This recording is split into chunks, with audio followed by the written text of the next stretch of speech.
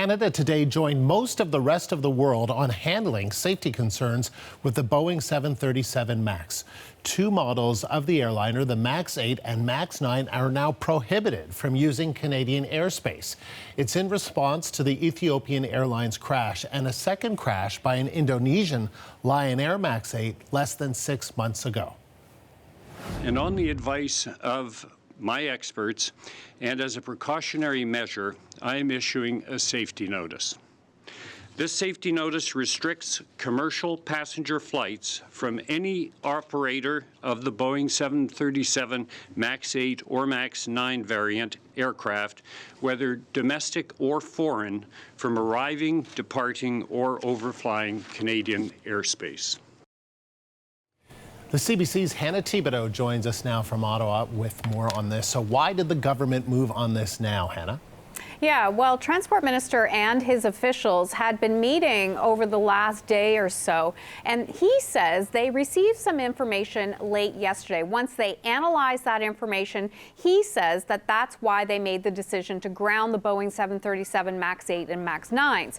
Marc Garneau says he and his team noticed similarities between Sunday's Ethiopian crash that happened and the one that happened in Indonesia about 6 months ago. That was back in October. And in that Indonesia flight as well, it killed all on board that one as well. Now, in the case of the Indonesia flight, there was a computer glitch, a software glitch in what the pilots use. Garneau says until they can determine, Canadian officials can determine one way or another what happened with the glitch, and whether that is a similar glitch that happened in Ethiopia. They're going to ground all the planes here in Canada. But not only that, they're not going to allow any of those types of jets over our airspace. So take a listen to how he explained what happened in that Indonesia case.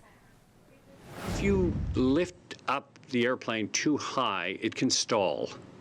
So the angle of attack sensor was faulty on the Indonesian flight and essentially gave the impression that the nose was too high. And so the software, it's called MCAS software, said, oh, I better get the nose down, and it can actually force the nose down. And then, of course, we know that in both cases, they took a steep nosedive and went directly into the ground or the ocean in those cases. Now, the FAA, which is in the United States, also says it's aware of this new information. However, the FAA says it's inconclusive.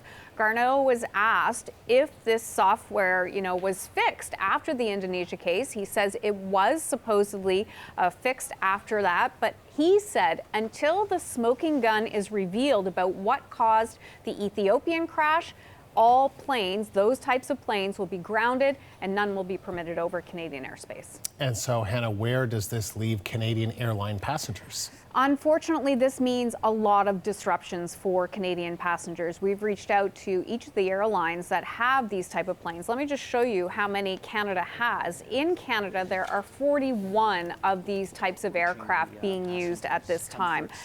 For Air Canada, it has 24 of these jets in use. WestJet has 13 and Sunwing has 4.